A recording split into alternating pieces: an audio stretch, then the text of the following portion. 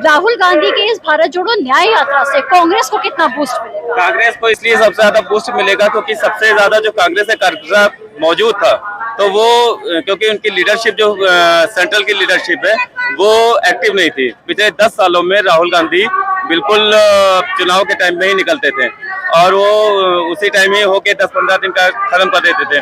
तो जो उनका कार्यकर्ता उस टाइम निकलता था, उसके बाद फिर वो अपने ठंडे बस्ते में चला जाता था।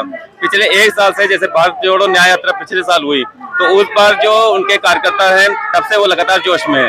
उसके बाद ये न्याय यात्रा जो हुई है तो उससे ज्यादा भीड़ देखने को मिल रही है क्योंकि वो कार्यकर्ता उसके बाद वो लगातार एक्टिव रहा है। तो ये हाँ, और जो यूपी का जो हाल है कि वो बहुत सा कार्यकर्ता कांग्रेस का ऐसा है कि मजबूरी के तौर पर समाजवादी में गया क्योंकि कांग्रेस एक्टिव नहीं थी और वो लगातार इंतजार में था कि कांग्रेस का कोई बड़ा लीडर यहाँ पर यूपी में ऐसा आए और अपना छाप छोड़े ताकि हम फिर से कांग्रेस के साथ जुड़ सके।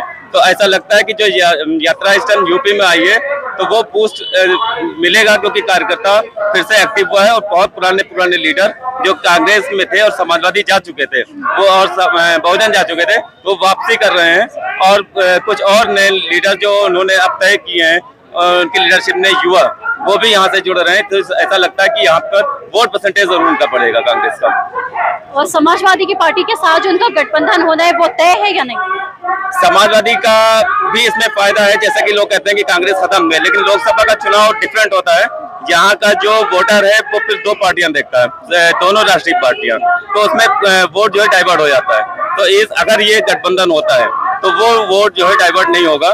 तो जहाँ पर कुछ मार्जिन से सीटें हारने वाली हैं तो उम्मीद ये की जा सकती है कि उन सीटों पर असर पड़ेगा और हो सकता है कि समाजवादी पार्टी और कांग्रेस उन सीटों को जीतने में कामयाब हो जाए।